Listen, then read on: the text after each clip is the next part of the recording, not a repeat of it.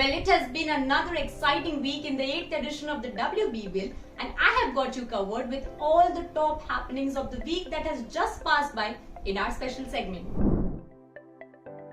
Let's start with the top moments then. Well, speaking of the first top moment, I'm going to start it by saying the wait was finally over.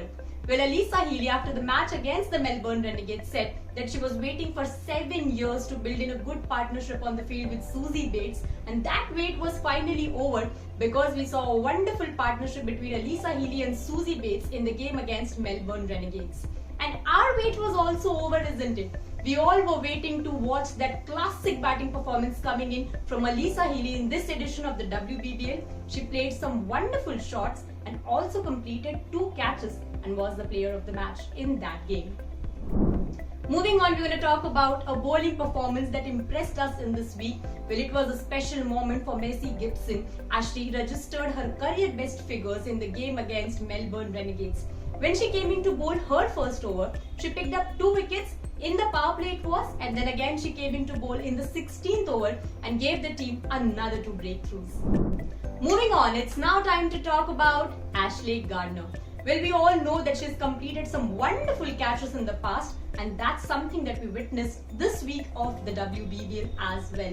She completed a wonderful catch there to dismiss Sammy Joe Johnson, and we were in awe, of course, of that catch because we're always in awe when Ashleigh Gardner performs, and that's why we're going to talk about her in Stars of the Week as well.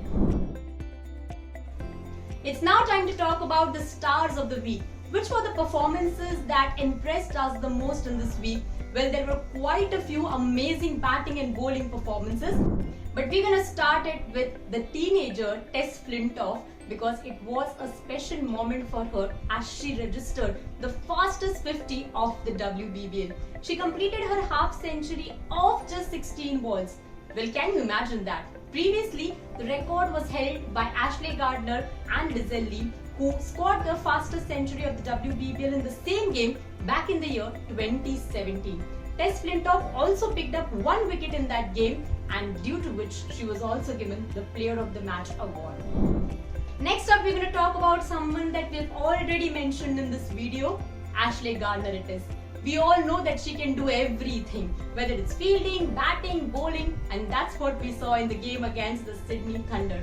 First, she came in and produced that good performance with the bat, scoring a much needed half century for her team. And she did not stop there because she again came in with the ball and picked up 3 wickets.